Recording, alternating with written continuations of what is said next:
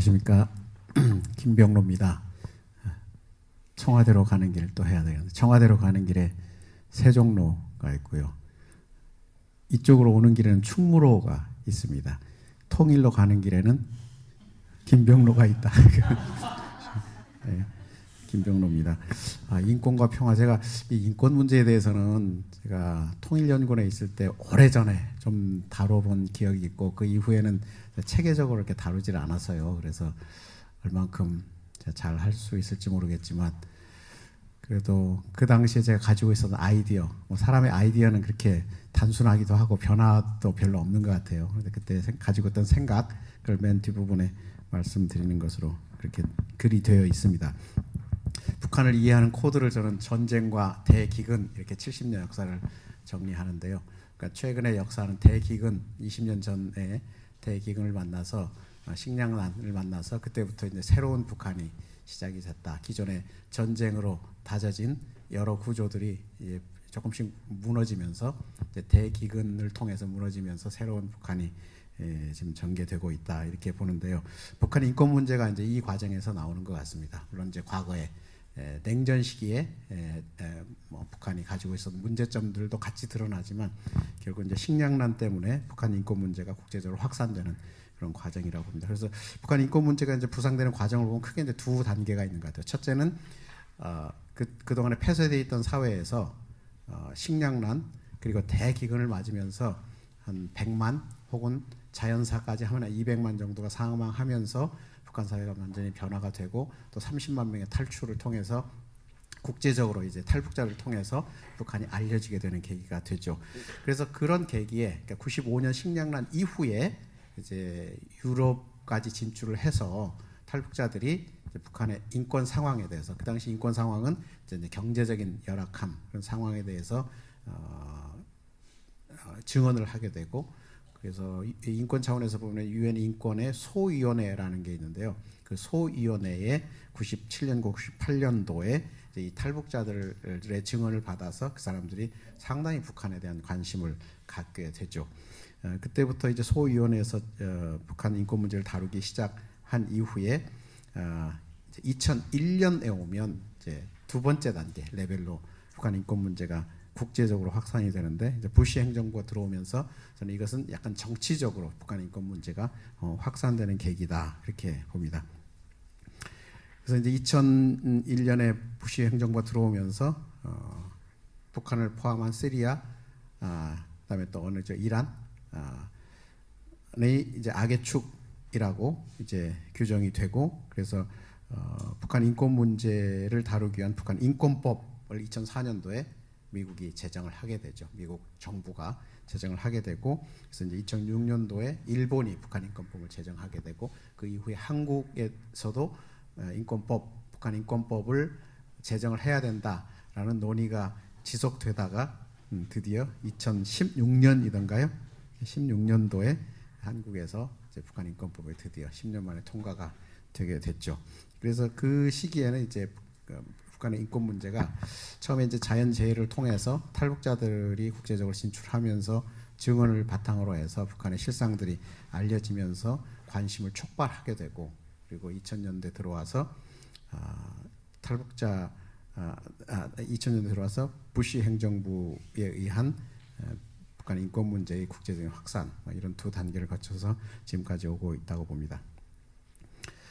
그래서 이제 간단히 얘기하면, 이제 그러면 북한 인권 문제가 지금도 이제 유엔에서 여기 두 번째 페이지에 보시면 유엔 인권위 사회가 2006년도부터 4년 내지 5년마다 한 번씩 각국의 인권 문제를 검토하고 있는, 종합적으로 검토하고 있는데, 북한이 2009년, 2014년, 2019년 이렇게 세 번에 걸쳐서 보고 이제 그 결의안이 이렇게 채택이 됐는데, 아마 이번에도 지금 계속 논의하고 있는 것 같습니다. 세 번째 라운드에서. 2014년에 두 번째 라운드에서 이 유엔 인권위사에서 다오는 두 번째 라운드에서 2014년에 북한이 자국의 인권 문제, 인권 실태에 대해서 이렇게 발표했는데, 거기에 굉장히 중요한 내용들이 많이 들어 있습니다. 그냥 북한이 대외적으로 발표하니까 그냥 항상 그렇고 그런 얘기들을 계속 쓰는 걸로 그렇게 착각하실 수도 있는데 나름대로는 굉장히 중요한 요소들을 거의 담아서 발표를 하는데요. 그 중에 저는 굉장히 중요한 수치를 하나 발견한 게 있는데 2014년 보고서에 처음으로 인권과는 전혀 상관이 없는데요.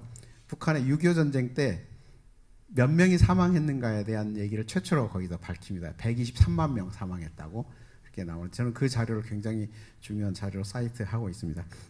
그게 이제 북한을 이해하는 전반부 키워드가 전쟁이라고 한다면은 그 전쟁 때 어느 정도의 사람들이 사망했는가 굉장히 중요한 그 단계인데 거기에 대한 사실 자료가 거의 없어서 평가를 못 하는데 북한이 어떤 의도에서인지 모르겠지만 그런 내용들까지 포함해서 북한의 인권 실태에 대해서 2014년에 전반적으로 잘 정리를 했다고 봅니다.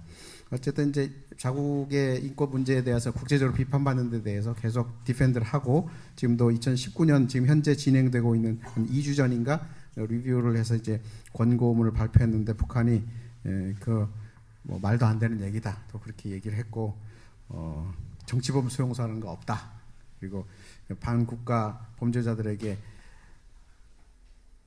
를 따로 수용하는 그런 건물들도 있고 어떤 절차를 밟아서 하고 있다. 이게 이제 굉장히 오래전부터 앰네스티 인터내셔널이 과거에도 한 20년 전에도 그런 문제를 제기할 때 그렇지 않다. 형산 교화소에 형제산 교화소는 거기에 몇 명이 수용돼 있고 500 몇십 명이 수용돼 있고 이런 구체적인 수치까지도 발표하면서 정치범 수용소라는 게 우리가 말하는 관리소라는 저런 지역에 있는 게 아니고 구체적인 이런 구금 시설들에 지금 수용되어 있다 이렇게 이제 발표를 했던 거죠. 그래서 이런 굉장히 혼란스러운 얘기들이 많이 나오는데 그러면 북한의 인권 침해 실태가 과연 어떤가에 대해서 제대로 알고 있는지 또 이게 어떤 과정을 통해서 이런 자료들이 만들어지는지에 대해서 조금 한번 성찰해 볼 필요가 있는 것 같습니다. 그러니까 일반적으로는 여기서 제가 2페이지 첫 번째 줄에 나와 있는 대로 북한 인권 문제라고 하면 이제 정치범 수용소, 공개 처형, 성분 정책에 대한 차별, 종교 자유 제한, 언론 출판 집회 결사의 자유 억압. 대체적으로 이제 이렇게 요약을 할 수 있는데 이제 생존권 문제는 뒤로 두고요. 그렇다면은 이제 정치범 수용소 공개 처형 이게 이제 가장 앞서 나오는 비판되는 부분인데, 그러니까 정치범 수용소 하나 예를 들면은 과거에 통일연구원을 중심으로 해서 북한 인권 백서라는 걸 만들고 대체적으로 한 20만 명 정도의 정치범 수용소에 수용되어 있다라고 주장을 하고 있죠. 굉장히 중요한 북한의 인권 유린, 체계적인 그리고 조직적인 체계적인 인권 유린이죠. 그러면 이게 과거에 이제 탈냉전 시대 때 이 북한 인권 문제가 처음 국제적으로 제기된 게 1988년 12월 달인데 그 책 북한의 인권이라는 책자에 보면 미네소타 법률위원회하고 어디 기관이 만든 책자죠. 거기에서 처음으로 이제 보도가 되는데 정치범 수용소가 12개가 있다. 북한 지역에 12개 지역에 산재에 있다. 그래서 이제 넘버링을 해서 쭉 붙이죠. 그런데 저도 북한 인권 백서 통일연구원에서 있으면서 만들면서 이제 그 자료들을 쭉 검토하고 또 탈북자들 중에서 이쪽 북한의 이런 정치범 수용소 실태를 좀 알 것 같은 사람들을 인터뷰해서 인터뷰해서 이제 자료를 수집을 하는데 보니까 이제 그 당시에 12개가 아니고 한 5개 정도인 것 같다라고 대체적인 의견이 모아져서 그럼 이 사이에 12개와 5개 사이가 어떻게 됐느냐 이제 확인할 수는 없지만 대략의 12개가 통폐합돼서 5개 정도로 지금 재편됐을 것이다. 그래서 지금 현재 5개다라는 식으로 추론을 하게 되는 거죠. 확실한 어떤 무슨 북한 내부의 자료라든가 또 그것을 진짜 잘 아는 정보를 잘 알고 있는 어떤 고위층이나 어떤 사람들이 있어서 그걸 증언한 게 아니고 여러 사람들 의견을 종합해 볼 때 5개로 돼 있으니 그리고 이제 그 사람들 주장이 이제 통폐합이 돼 왔다. 그렇게 주장을 하니까 그러면 그 5개의 캠프에 정치범 수용소에 뭐 사람들은 어느 정도인가라고 또 이제 추정을 해야 되지 않습니까? 그런 것들이 사실 어디 이렇게 자료가 이렇게 툭 나와 있는 게 없습니다. 없어서 계속 연구를 해야 되는데 연구를 안 해요, 사람들이. 진짜 연구를 안 합니다. 그냥 그러니까 거기에 있던 어떤 사람들이 한국에 와서 예를 들면 고문 구타, 그러면 인권 유린, 그다음에 자기는 어디 있었다 이렇게 막 하면 그걸 확인할 길이 없는 거죠. 그러다 보니까 그냥 뭐라 그러나 이렇게 법률적으로 말하자면 고소인들은 많은데 디펜던트 하는 사람이 없는 거죠. 방어하는 사람이 없으니까 아무 얘기나 해도 책임이 없고 명예훼손도 없고 뭐 아무렇게나 하는 거죠. 그러다 보니까 이걸 좀 정말 체계적이고 정말 진지하게 조사하고 연구하는 게 참 부족하다 하는 생각을 합니다. 그때도 이제 뭐 5개가 있으니까 5개 중에 대체 한 군데를 샘플로 이렇게 보니까 보통 한 3만에서 4만 명 정도의 사람들이 그 어느 지역, 정치범 수용소로 부르는 게 리 단위에 해당하는 큰 지역의 한 절반 아니면 3분의 1 정도 해당하는 그 지역을 통제구역으로 제한해 놓고 거기에 사람들을 이주시켜서 있는 곳을 이제 우리가 정치범 수용소라고 일반적으로 부르죠. 그러면 거기에 사람들이 몇 명 있는가를 추정하고 해서 한 샘플을 하니까 보통 3만, 4만. 그래서 맥시멈 4만이라고 하면은 곱하기 5, 20만. 이렇게 이제 답이 나오는 거죠. 근데 이제 그렇게 줄곧 사용하다가 아마 한 7, 8년 전쯤 된 것 같은데 이제 미국에서 너무 많은 거 아니냐. 그래서 이제 뭐 이래저래 또 재평가죠. 재평가를 하다 보니까 한 10만 정도 되는 거 아니냐라고 해서 사실 이제 지금 현재는 5개 수용소에 10만 명 정도다라고 보통 이제 평가를 합니다. 통일연구원에서 재평가를 한 거예요. 그래서 8만에서 12만 사이라고 그렇게 한 거죠. 그거에 대한 정확한 근거들은 특별히 있지 않습니다만은 그냥 북한 사람들 이렇게 탈북자들이 와서 그 지역을 아는 사람들 이렇게 얘기하다 보면 뭐 어느 정도다 이렇게 평가를 하는 것을 또 이제 추론해가지고 재평가를 하게 됩니다. 그래서 그 숫자를 8만에서 12만, 그래서 평균 10만 정도를 지금 미국에서도 사용하고 있습니다. 통일연구원 그 자료를 근거로 해서 사용하고 있습니다. 근데 북한에서 이 정치범 수용소 하나만을 정말 진짜 제대로 추적할 수 있느냐? 없습니다. 모릅니다. 제가 자신합니다. 모릅니다. 그때 당시에도 정치범 수용소라고 할 때 대개 여기 한국에 그 당시에는 이제 신동혁 씨도 없었고 한 5명 정도가 있었어요. 5명 정도가 있었는데 뭐 정치범 수용소에서 경비 서던 사람 또 정치범을 이렇게 이동해주는 운전기사 뭐 한 5사람 정도가 그 언저리에서 이렇게 알 것 같은 사람들을 인터뷰해서 대체적으로 용각을 그려낸 것이니까요.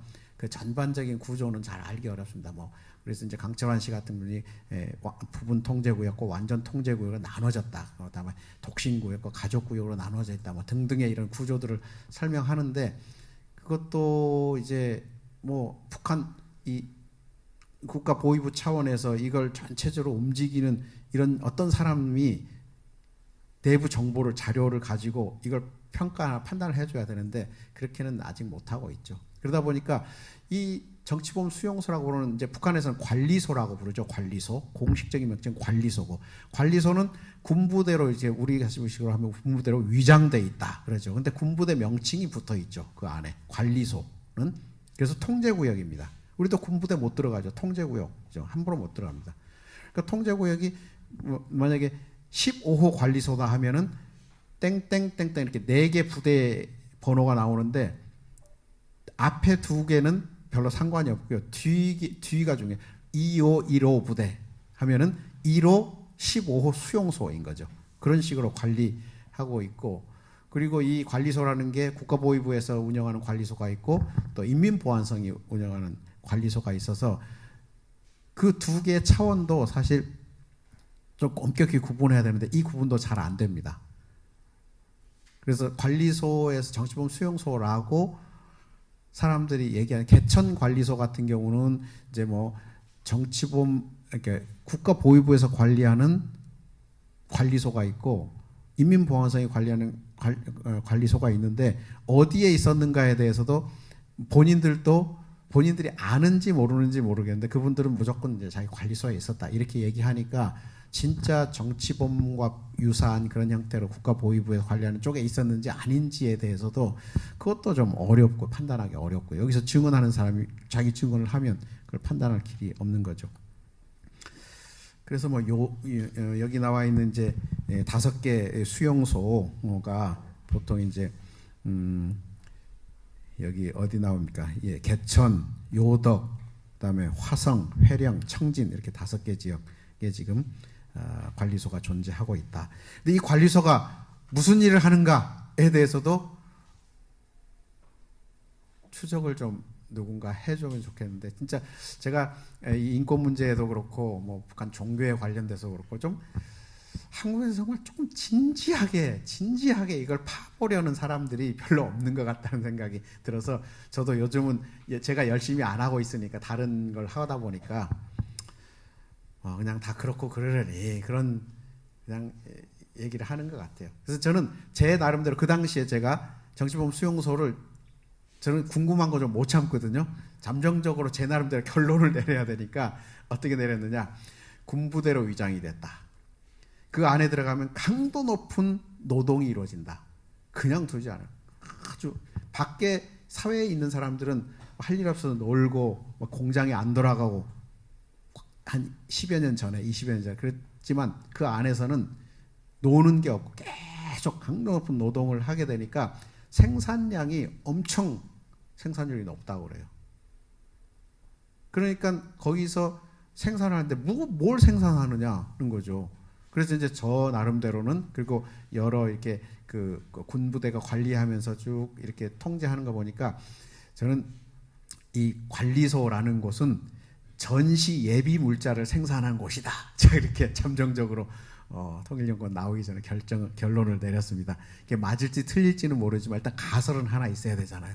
그러면 이거를 누가 폐기하면 폐기가 되는 것이고, 폐기가 안 되는 한은 잠정적으로 유지가 되는 거니까, 저는 정치범 수용소라는 것은 물론 이제 어떤 정치적인 위험 요소를 가지고 있어서 북한 당국이 이제 체포해서 그 지역으로 이제 이동시켜서 관리소에서 평생 나가지 못하도록 완전 통제 구역으로 들어가면 평생 못 나오고, 그다음에 부분 통제 구역으로 들어간 사람들은 10여 년 있다가 좀 변화가 되면 좀 사회로 나올 수 있는 그런 구조를 가지고 있지만, 그 지역은 어느 지역이냐? 저는 군부대로 소속돼 있는, 군부대로 뭐 위장돼 있는 전시 예비 물자 생산 기지 또는 관리 그런 지역이다, 이렇게 봅니다. 자, 그러면 이제 그렇고 성분에 의한 차별 정책, 그다음에 두 번째 좀 중요하게 볼 것은 이제 거주 이전의 자유가 제한되어 있는 부분인데요. 그래서 우리나라도 사실 국제적 스탠다드로 보면은 우리나라도 거주 이전의 자유가 완전한 자유를 누리지는 않습니다. 물론 특별한 어려움이 없이 자유롭게 이동을 하지만, 이동을 하게 되면 반드시 2주 내로 신고하도록 되어 있습니다. 그 지역에. 이거는 모든 나라가 그렇게 하는 건 아닙니다. 세계에서. 우리나라는 너무 당연히 그렇게 해야 되는 걸로 생각하지만, 미국 같은 경우는 신고 안 해도 됩니다. 자기가 어떤 필요에 의해서 어떤 예를 들면 무슨 무슨 보상 이렇게 재정을 지원받기 위해서 신고를 하는 것이, 뭔가 등록을 하는 것이지, 나 정부로부터 아무 뭘 안 받겠다라고 하면은 그냥 그 지역에 사는 거죠. 드라이버스 라이선스, 그러니까 그 운전 면허증 가서 등록해서 그걸 운전해야 되니까 내가 가서 등록을 해야 되고, 그런 것이지, 내가 어느 지역으로 이사 갔다 해서 그 지역에 어디 가가지고 신고를 의무적으로 해야 되는 거 없습니다. 그러니까 그렇게 보면 사실 이제 우리나라는 글로벌 스탠다드에서 보면은 완전 그 서구처럼 자유로운 이동 시스템은 아니라고 보죠. 통제가 다 되는 거죠. 어디 가 있는지 다 밝힐 수 있다는 거죠. 근데 미국에서도 당연히 이제 무슨 윅 프로그램이나 무슨 이렇게 웰페어를 타려면은 등록을 해야 그 주에서 주니까 그렇게 되는 거죠. 그거 탈 필요 없다 그러면 안 하는 거죠. 그래서 소셜 시크릿 넘버 같은 것도 미국에서 그거를 외우는 사람들은 로우 클래스라고, 저는 이렇게 외우고 있으니까 저희 공부하는 선생이 너 아느냐? 이거 넘버 외우고 있는 사람은 로우 클래스고, 보통 우리가 이제 상류층에 이런 사람은 소셜 시크릿 넘버란 거 모른다는 거예요. 그런 식으로 이제 생활을 하는 거죠. 근데 북한 경우는 이제 그보다 훨씬 통제돼 있다 정도의 문제죠. 근데 엄청 통제가 돼 있으니까 그러니까 다른 지역으로 이동을 못 하죠. 과거 우리나라 해외 여행이 없을 때는 초청장이 있어야만 뭐 해외로 간다든가. 그러니까 북한에서는 국내에 다른 지역을 이동할 때도 초청장이 있어야만 가는 거죠. 자유롭게 가는 게 아니고 이동하는 게 아니고. 그러니까 그런 정의 차이가 있는 거죠. 그러나 북한 안에서 있는 사람들은 그것을 또 특별히 다른 세계와 비교하지 못하니까 그런 시스템을 너무 당연하게 받아들인 거예요. 내가 어디 지역으로 가려면 어디에선가 기관이나 뭐 어디 또 회사에서 자기를 사용하는 거 뭐 증명서가 있어야 옮겨갈 수 있다라고 생각하고 자유롭다, 이동의 자유가 있다 이렇게 북한 사람들 일반적으로 얘기하거든요. 근데 여기 와서 보니까 이게 너무너무 통제되어 있구나 이렇게 인식을 하게 되는 거죠.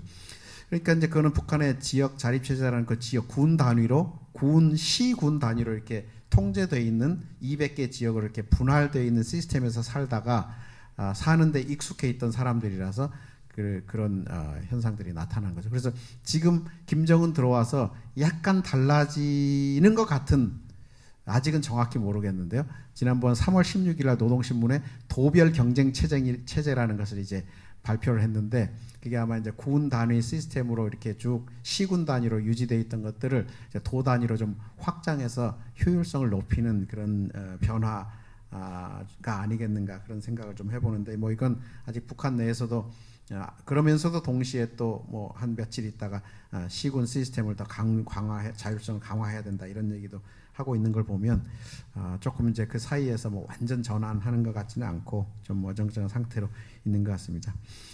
그리고 이제 이산가족 납북자, 그다음에 국군포로 이런 문제들 우리가 이제 제기하는데, 이거는 좀 또 다른 차원에서 북한의 인권 문제라고 할 수 있죠. 이것은 북한의 인권 문제이면서 동시에 한국의 인권 문제인 남북 간에 얽혀져 있는 인도주의 사안이라고 일반적으로 볼 수 있는 부분이 있고, 그 다음에 이제 탈북자의 강제 송환이라는 이 부분이 또 한동안 문제가 되고 지금도 문제가 되고 있죠. 그 다음에 선거 방식 또 문제가 되고요. 뭐 이것들 한마디로 하자면 북한 사회의 정치적 경직성, 획일성, 뭐 독재 시스템 이런 데서 오는 문제점들이라고 할 수 있겠습니다. 그래서 이런 내용들이 이제 북한의 뭐 그 외에 이제 여기 이제 선거 방식을 상징적으로 제가 표현하면서 언론 집회, 출판, 결사의 자유 이런 자유들에 대해서 정치적 시민적 권리의 아주 핵심인 이런 자유가 북한에서 허용되지 않고 억압되고 있다라는 부분은 우리가 충분히 이해할 수 있을 것 같습니다. 근데 이런 것들을 좀 이제 5번째 페이지에 들어와서 보면 북한 인권 문제 실체를 조금씩 이렇게 나눠본다면, 첫 번째는 생존권과 생명권 이렇게 두 큰 그룹으로 나눠보면, 아시다시피 이제 자본주의나 자유민주주의 체제에서는 생명권 위주로 인권이라는 개념이 발전돼 왔고, 또 사회주의 국가에서는 생존권 위주의 인권 개념이 발전해 왔죠. 냉전 시기에 1965년부터 75년 사이에 국제인권규약이 두 개로 나눠지게 되면서, 하나는 정치적 시민적 권리, 그 다음에 두 번째는 경제적 사회적 문화적 권리를 이렇게 두 개 개념으로 나누어서 국제인권규약을 만들 수밖에 없었죠. 왜냐하면 그것은 냉전 시기에는 자본주의 혹은 자유민주주의 세계와 공산주의 사회주의권의 인권이라는 개념을 서로 간에 합의할 수 없어서 두 개의 다른 개념을 가지고 인권 규약을 만들고 서로 상호 조인하는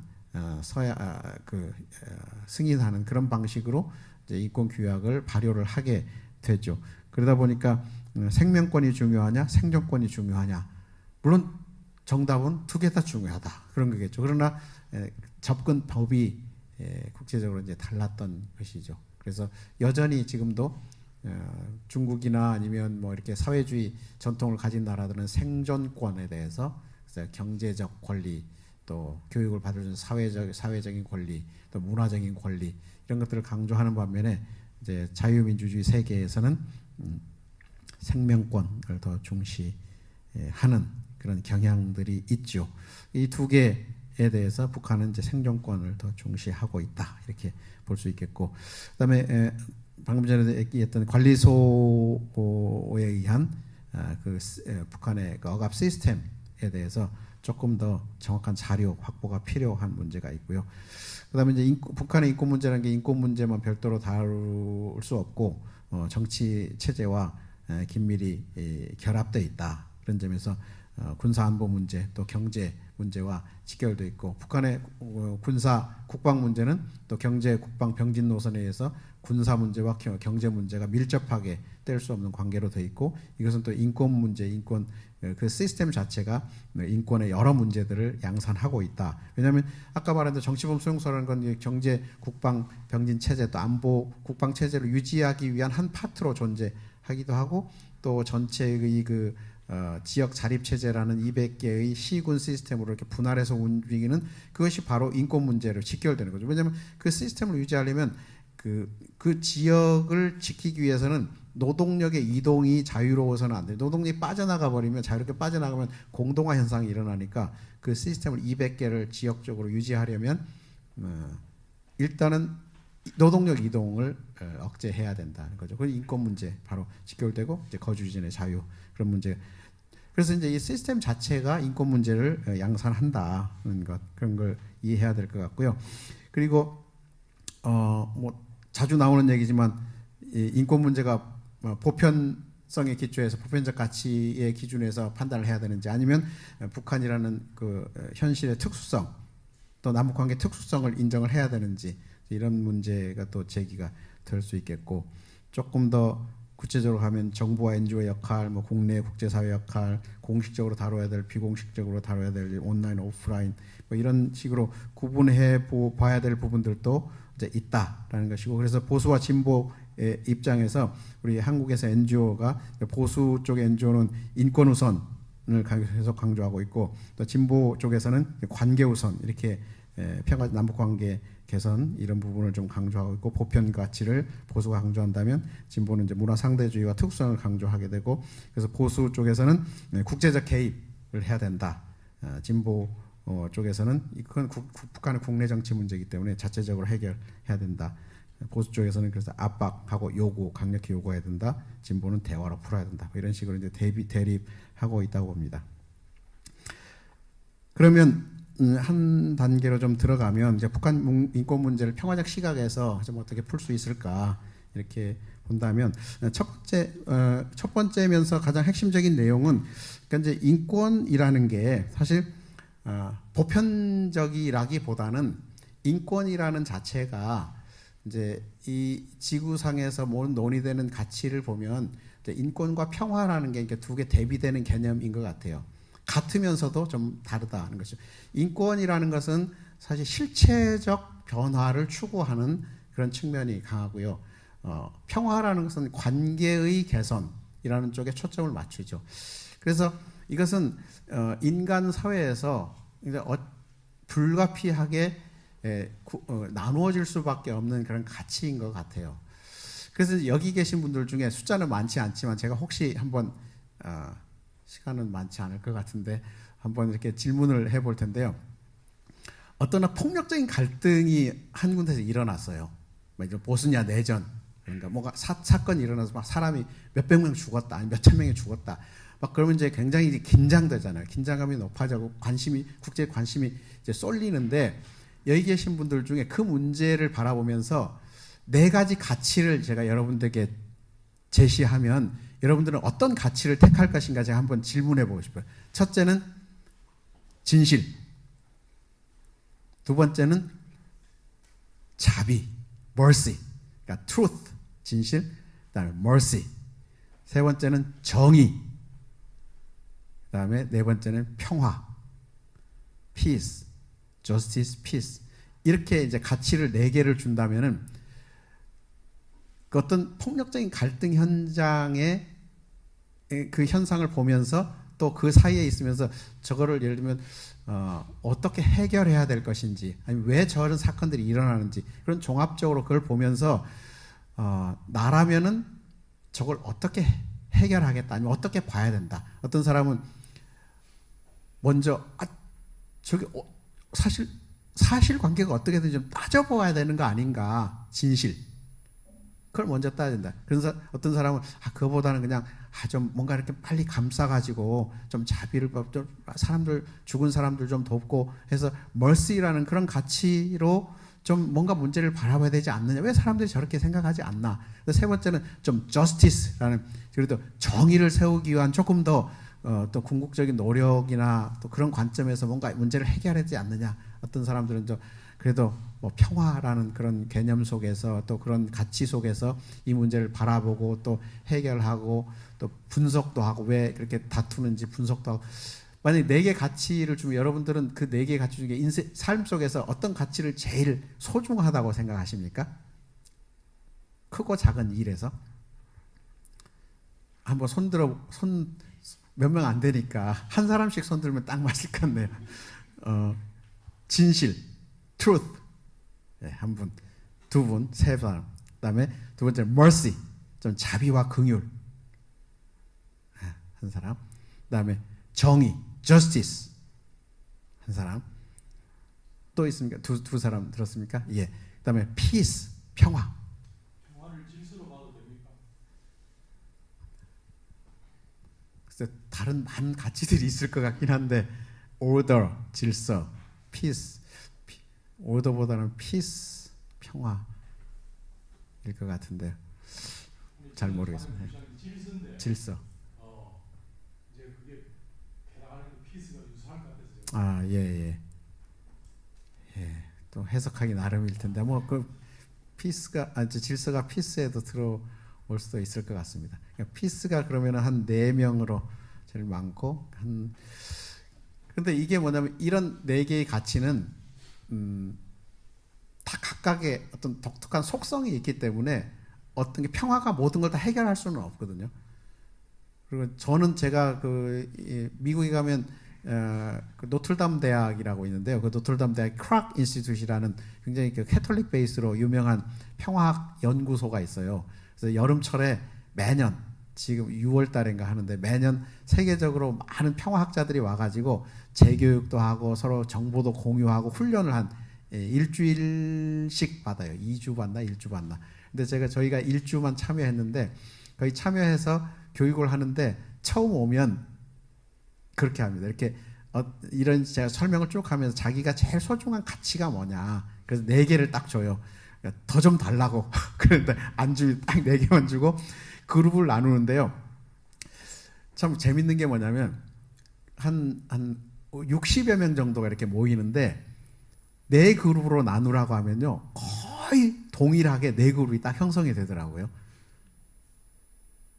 그게 뭐냐면은 그 게임을 딱 하는 순간 아무도 누가 얘기를 하지 않았는데 저도 그렇고 딱 느낍니다. 사람은 이렇게 다 가치가 나눠져 있구나. 서로 존중해야 되는 거죠.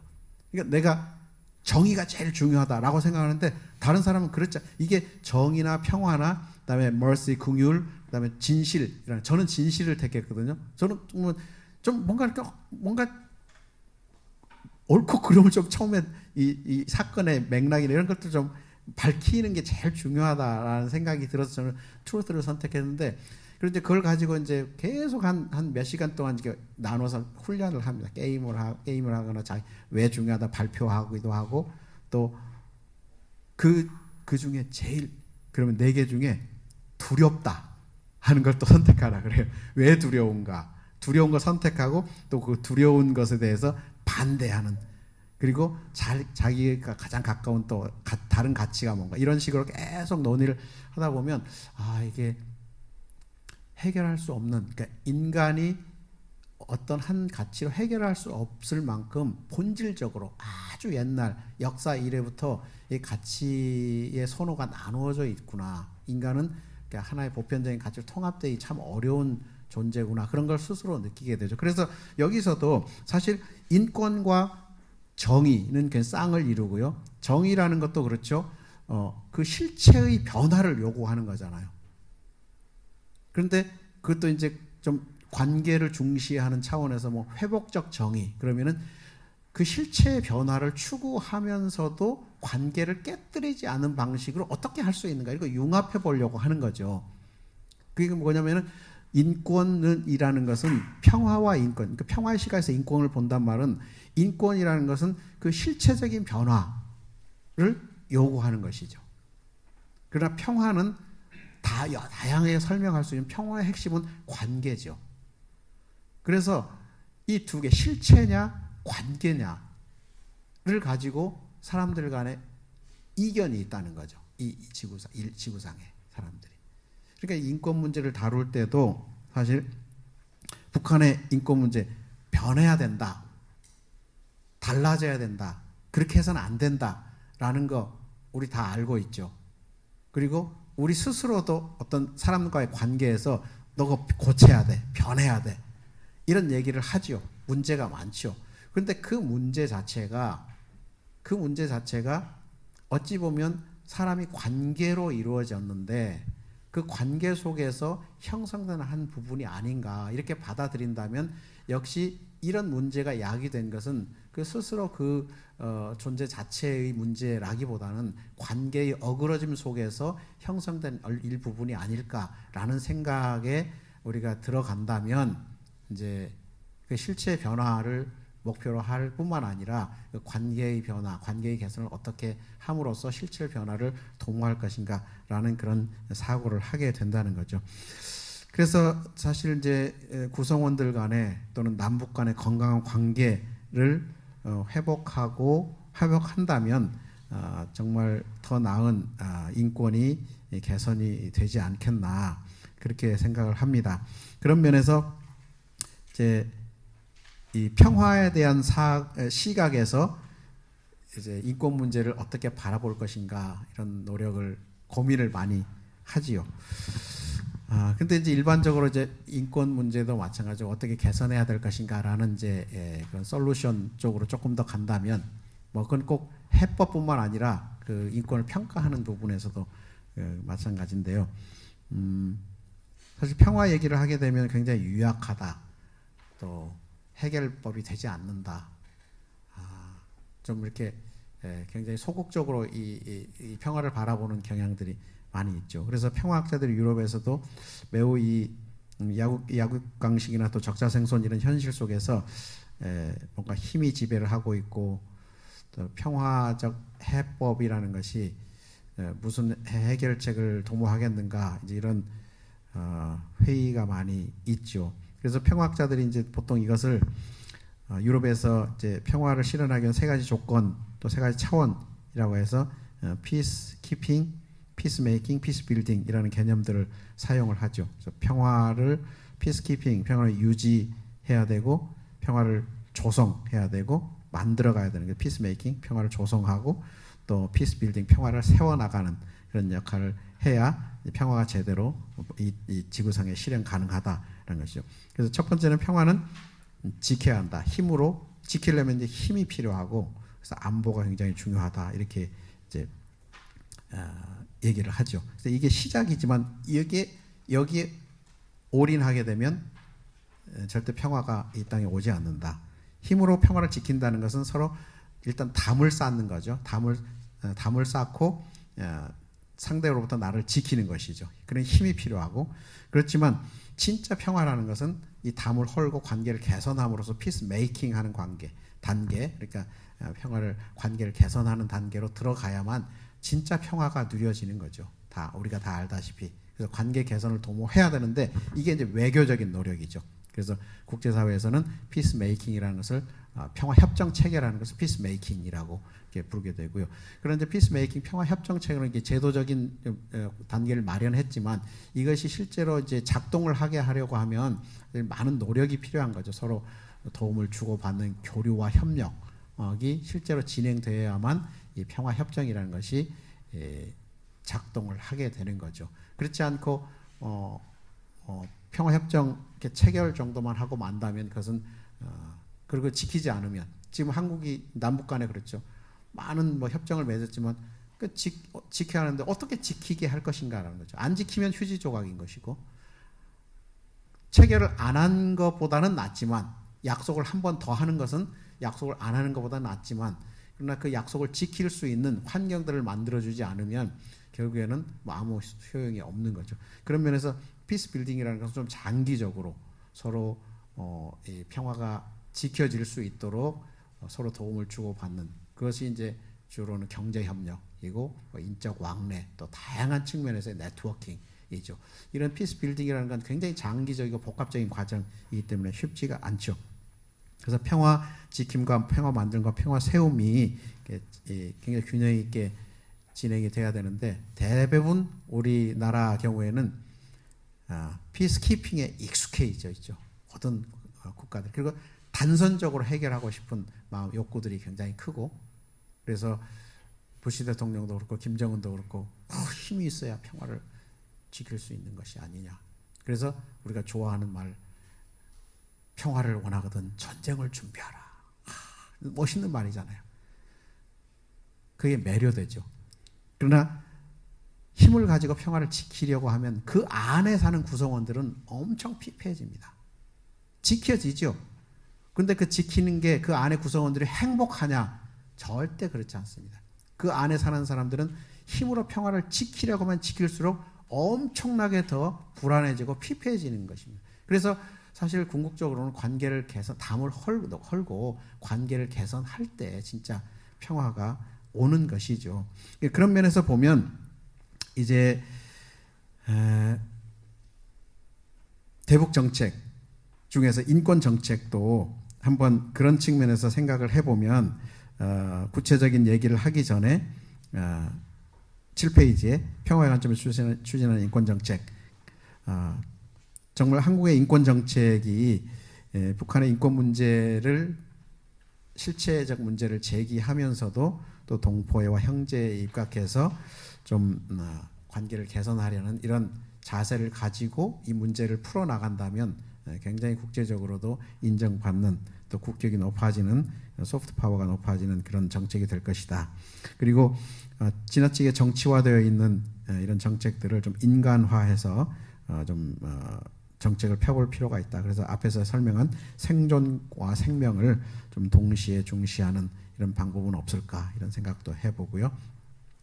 그다음에 역량 형성을 위한 개입 부분에서는 이제 북한 안에서 실체적 변화를 추구하고 또 요구를 하지만 사실 북한 안에서 역량이 부족해서 개선하지 못하는 부분도 있어서 오히려 실체적 변화를 도모하기 위해서라도 북한에 스스로 변화할 수 있는 역량을 개선하는 그런 작업들을 우리가 지원할 필요가 있다라는 것이죠.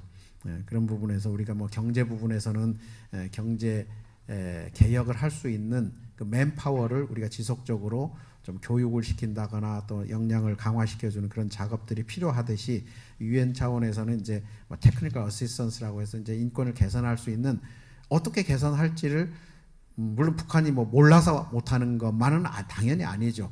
고집스럽게 그걸 변화시키지 않으려고, 제 시스템을 변화시키려고 하지 않기 때문에 그렇긴 하지만, 그러나 그 여러 사람들에게 어떤 개선할 수 있는 가능성의 경로들을 보여주고 또 기회를 준다면 그런 부분에서도 도움이 되지 않을까 싶습니다. 제가 마지막으로 강조하고 싶은 게 헬싱키 프로세스에서 우리가 충분히 교훈을 얻을 수 있을 것 같고요. 그런 면에서 제가 한 가지만 여기서 이제 말씀을 드리면, 헬싱키 프로세스에서 인권 정책 또 인권 개선 바스켓을 이제 세 번째 바스켓으로, 그러니까 첫 번째가 안보, 그다음에 두 번째가 경제협력, 세 번째가 인권 바스켓, 이렇게 세 개의 바스켓을 설정해 놓고 이 바스켓을 서로 교환하는 그런 정책을 추진했다라고, 굉장히 포괄적인 정책을 추진하면서 인권을 개선했다. 그래서 안보와 인권을 또 경제를 서로 이렇게 상호 융합적으로 서로 교환하기도 하고 서 같이 논의하는 그런 장을 만들어야 된다라는 그런 논의를 많이 하는데요. 좀 더 구체적으로 이제 인권 바스켓에 들어가 보면은, 우리가 말할 때 인권이라고 하면 언론, 출판, 집회, 결사의 자유 이런 정도를 생각하지만, 냉전 시기, 특히 이제 동서 냉전이 한참 치열했던 유럽에서의 인권이라고 할 때는 그 안에 구체적으로 들어가 보면은 인권과 인적 접촉이라는 어떤 두 개의 패키지로 나눠져 있고, 또 순차적으로 할 때도 보면 인적 접촉이라는 부분과 인적 접촉이라는 부분을 먼저 다루고 그 다음에 인권으로 들어갔던 그런 경험을 우리가 알 수 있습니다. 그게 이제 유럽 사람들이 헬싱키 프로세스에서 굉장히 치열하게 논의를 대립을 하다 보니까 스스로 이제 만드는 지혜일 수도 있다고 봐요. 그래서 여기 이제 8페이지에 보시면 인적 접촉 분야를 휴먼 라이트하고 휴먼 컨텍스트로 이렇게 구분해서 휴먼 컨텍스트로 다룬 것이 여기서 6가지가 그런데요. 가족 재결합 및 상봉, 그다음에 국적이 다른 국민들과의 결혼 제한, 조건 제거, 그다음에 여행 적극 추진, 그다음에 관광 여행의 조건 개선, 청소년들 간의 접촉 증대, 체육 분야 교류 증대, 이런 부분을 이제 인적 접촉이라고 좀 구체적으로 명시하고 이런 분야들을 적극 정책을 추진하는 것을 인권 개선이라고 그렇게 부른 거죠. 그러니까 우리가 말하는 좀 정치적 시민적 권리에만 초점을 맞추는 것이 아니라 서로 사람과 사람 간의 관계의 폭을 넓혀가는 인적 접촉을 확대해가는 부분을 먼저 추진하고 그 이후에 휴먼 라이츠 그 실체적 어떤 변화로 들어갔다 이렇게 볼 수도 있습니다. 이런 차원에서 이제 우리 한국에 적용해 보면 이게 바로 이제 이산가족 납북자 국군포로가 되는데요. 이제 이산가족 납북자 국군포로는 이제 한국에서 추진할 때 이제 인도주의 사안이라고 남북간에 추진하는데 이게 이제 헬싱키 프로세스로 말하면 인적 접촉 분야에 해당합니다. 휴먼 컨택트. 그리고 정치범 수용소, 공개 처형, 또 뭐 이런 여러 정책들 우리가 말하는 정책 시민적 권리 이런 부분은 휴먼 라이츠, 인권이라고 볼 수 있죠. 그래서 인적 접촉 부분부터 서로 논의를 해가면 자연스럽게 다음 단계로 휴먼 라이츠로 들어갈 수 있다라는 것입니다. 그런데 인적 접촉 분야가 그래 비교적 남북 간에 다루기 쉽고 또 어찌 보면 한국 정부가 당연히 다루어야 되고요. 이거는 북한의 인권 문제가 아니고 한국의 인권 문제이기 때문에 이거는 반드시 다뤄야 되는 부분이죠. 회피할 수 없는 거죠. 혹시 북한의 특수성이라는 걸 문화적 상대성이나 특수성을 인정하고 그래서 북한 정부 자체가 북한 인권 문제를 해결해야 된다라고 하더라도 이산가족 문제, 납북자 국군포로는 우리 한국의 가족들이 절반이 북한에 있기 때문에 이 문제는 인권 차원에서 반드시 해결해야 되죠. 한국 정부가 의무적으로 해결해야 되는 부분이죠. 이런 부분에 대해서 남아 한국 정부가 우리 한국 국민들의 인권을 개선하고 또 보호하려고 하느냐라고 한번 본다면 이것도 그렇게 쉽지는 않은 것 같아요. 이산가족 아무리 해도 또 북한의 파트너가 있기 때문에 추진하기 어렵지 않습니까? 그다음에 납북자 굉장히 어렵죠. 국군포로도 그렇고요. 이 문제조차도 해결하기 어려운데 하물며 북한 안에 북한 당국에게 요구해야 되는 우리 한국 정부와 어찌 보면 상관이 없지. 인도주의 인권 차원에서 또는 보편적인 인권 차원에서 우리가 관심을 가지고 또 동포의 차원에서 뭐 요구는 할 수 있지만 직접적으로 정말 이산가족이나 납북자나 국군포로 같은 우리 직접적인 문제가 아닌 부분을 어떻게 해결할 수 있겠느냐 그죠.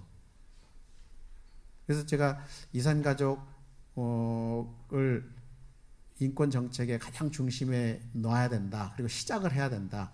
그래서 이 문제가 어느 정도 해결이 되어야만 다음 단계로 갈 수 있지 않겠느냐. 그래서 이산가족은 사실 북한의 정책, 북한의 그 사회 구조를 와해시킬 수 있는 매우 중요한 아주 핵심적인 정책이 이산가족 정책이거든요. 아시는지 모르겠지만 북한에는 성분 중심의 질서가 구축되어 있고 상류층들은 이산가족의 북한에 남은 가족들은 저소득층 들어갔죠. 왜냐하면 월남자 가족이니까 성분상 남쪽으로 도망간 가족들이니까 성분이 반동분자 저소득층이죠.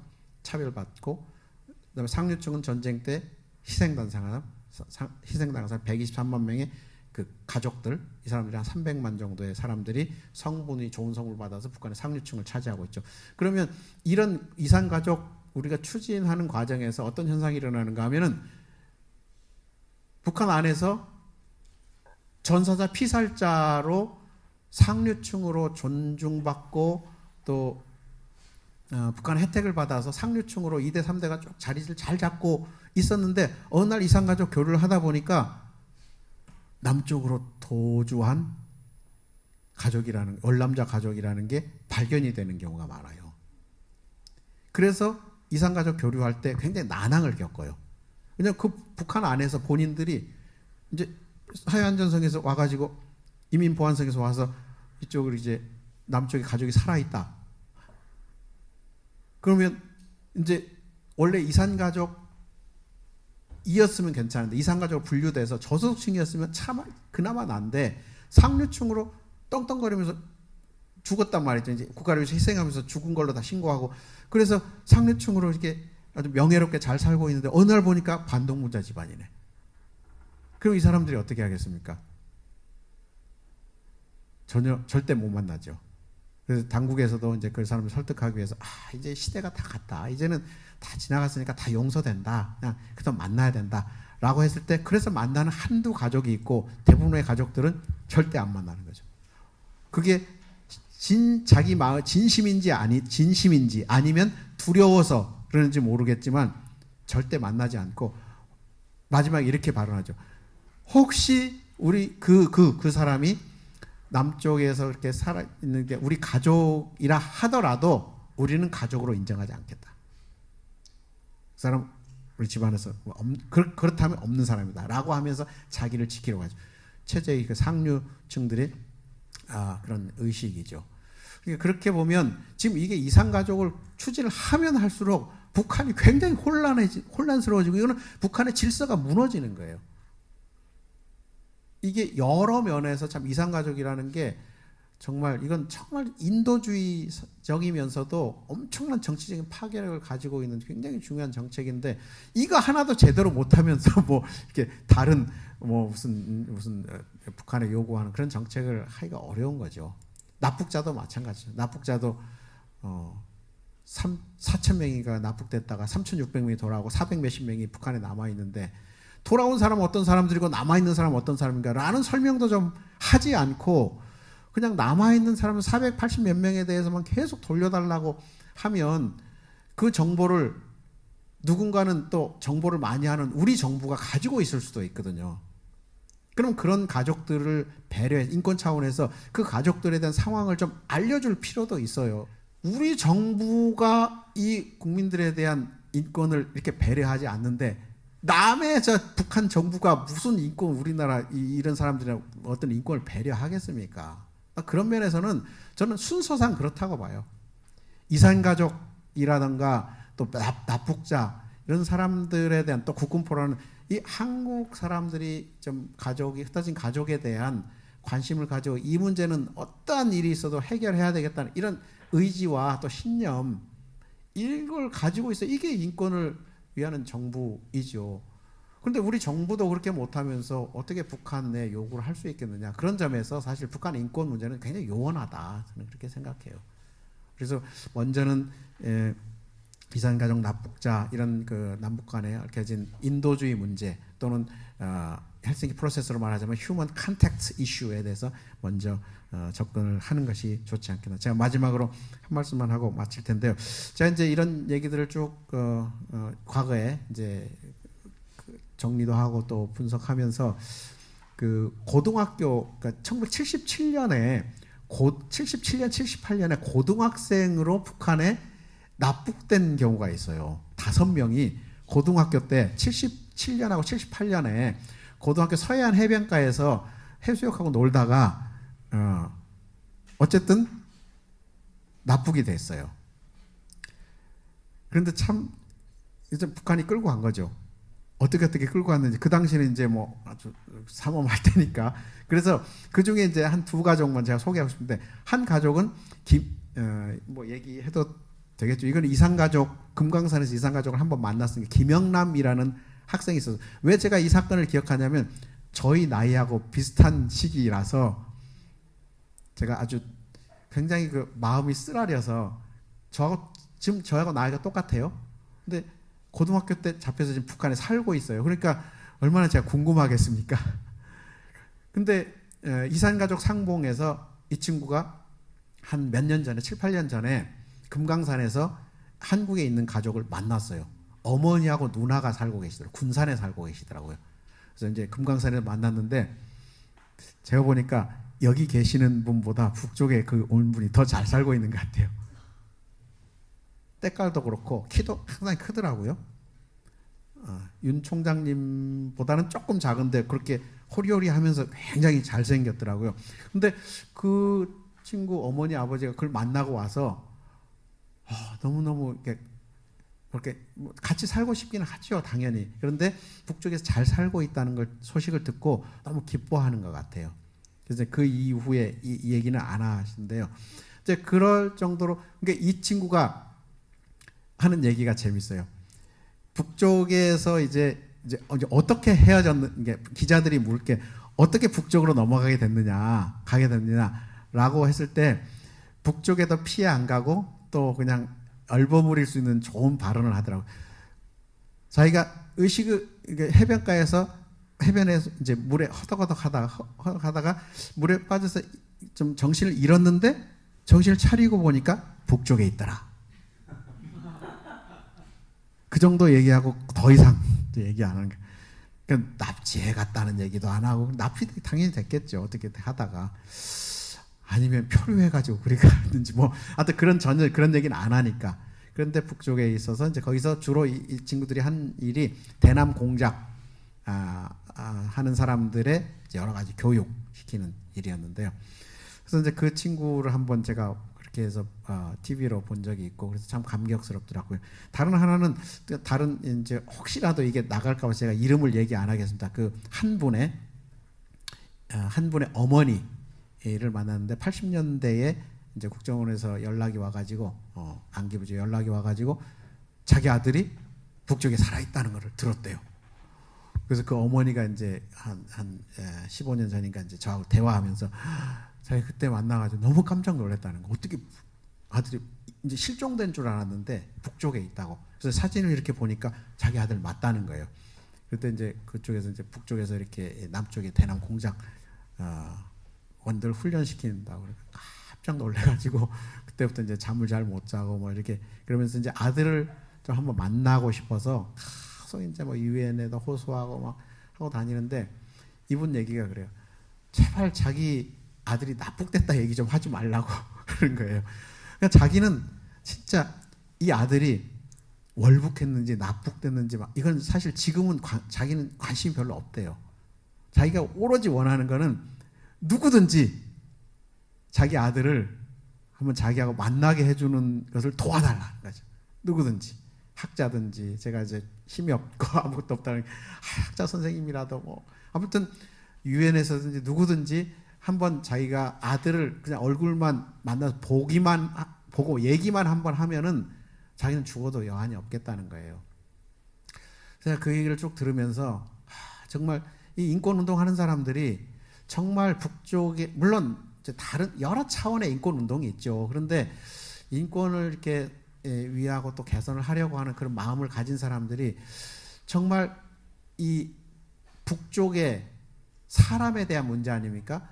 자기 아들을 둔 심정으로 이런 북한의 인권을 개선하고자 하는 심정 그리고 그런 방법들 이런 걸 찾고 있는가 아니면 어떤 정치적인 목적이 자기가 아니니까 어떤 정치적인 목적 또 생사를 확인할 수 없으니 그냥 어떤 문제라도 제기해 보려고 하는 그런 심정으로 어떤 정책을 하고 있는지 인권운동을 하고 있는지 이런 부분에서 그분은 이렇게 정확하게 표현은 못했지만 그분의 쭉 얘기를 들으면서 정말 많은 생각을 하게 됐습니다. 그래서 그 솔로몬의 지혜 그 재판 솔로몬의 재판 이 생각도 나면서 정말 이 한 정의 아까 말한 정의를 위해서 이걸 뭔가를 시시비비를 가리기 위해서 한 사람이 죽어도 좋을 정도로 그렇게 분노를 쏟아내면서 인권 개선을 하자고 하는 것인가 아니면 정말 그 사람들이 다치지 않도록 그리고 어떻게 하면 그 사람들이 실질적인 인권이 개선될 수 있도록 또 생명이 보호되고 또 생존권이 보장되면서 인권이 개선될 환경이 개선될 수 있도록 하는 그런 마인드를 가지고 있는가 그런 부분에 대해서 제가 사실 그분의 얘기를 듣고 좀 진짜 진지하게 북쪽의 인권 개선을 위해서 뭔가 글도 쓰고 일을 해야 되겠구나 그런 생각을 하게 됐습니다. 그래서 제가 헬싱키 프로세스도 보면서 한참 보니까 그 사람들은 정말 그 안에 그 마음이 담겨 있는 것 같아요. 어떻게든지. 그래서 헬싱키 프로세스의 인권 차원에서 보면 핵심 중에 한 측면이 뭔가 하면은 인적 접촉이잖아요. 근데 이 인적 접촉의 포인트는 크게 두 가지 있어요. 하나는 이산가족. 이산가족인데 동소독 이산가족. 그 다음에 두 번째는 유태인들의 가족 결합이에요.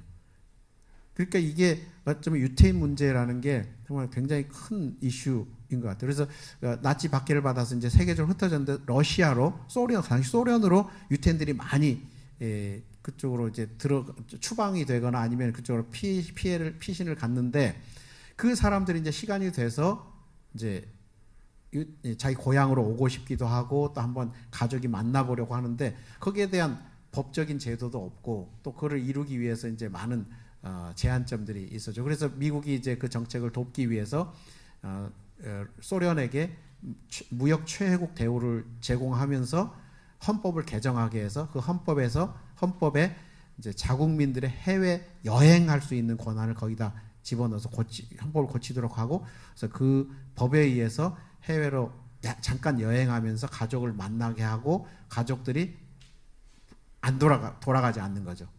그러면은 이제 불법자로 추방해버리는 이런 형태로 해서 유태인들의 가족 재결합 문제. 그래서 그것도 역시 인적 접촉이죠. 휴먼 컨택트. 이런 인권 운동을 통해서 그 사람들이 이제 해외로 나오게 되면 그래서 이제 이 영구 이제 가족이 결합되면은 그 사람들의 입을 통해서 러시아 안에 있던 여러 인권 유린 상황들이 이제 공개가 되는 것이죠. 그래서 우리도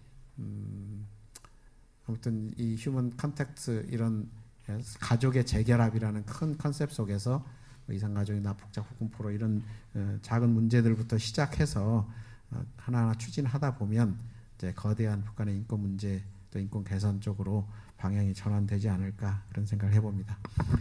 제 강의는 이것으로 마치도록 하겠습니다. 네, 감사합니다.